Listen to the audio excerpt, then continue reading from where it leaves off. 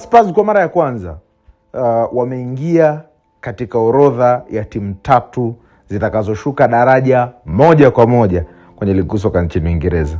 Unashangaa ushindi wa juzi wa klabu ya West Ham United wa idadi kubwa ya magoli dhidi ya klabu ya Wolverhampton Wanderers umeisababisha West Ham United imeipita Tottenham Hotspur kwa pointi 2 kwenye nafasi ya timu ambazo zinaenda kushuka daraja. Kumbukumbu sawa sawa, mwaka jana Tottenham Hotspur ilikuwa nafasi moja tu kutoka nafasi ya kushuka daraja. Walishika nafasi ya 17, 18, 19 na 20 walishuka daraja, lakini Spurs alikaa nafasi ya 17. Kama unakumbuka, haikuwa vizuri pia kwa United ambao na wao wamaliza nafasi ya 15 kwenye msimamo. Kwa hiyo amepatiwa Robert De Zerbi almost miaka 5 ya kuifundisha klabu ya Tottenham Hotspur.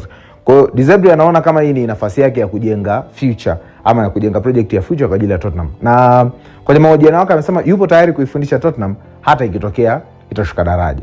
Sasa hivi hali ya Tottenham Hotspur ni mbaya kiukweli. Mtu ambaye msimu mmoja nyuma ametoka kutoa Europa League, lakini pia kwenye Champions League angalau amefanikiwa kuadvance mpaka kufika at least 16 bora, anaenda kushuka daraja.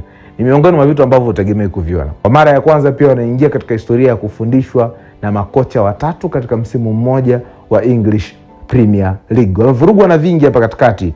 Kuondoka kwa Daniel Levy ni moja kati ya vitu ambavyo vimewavuruga, lakini pia kubadilisha mfumo wa kiuongozi na kiutendaji kwenye klabu ni moja kati ya vitu ambavyo vimewavuruga Tottenham Hotspur.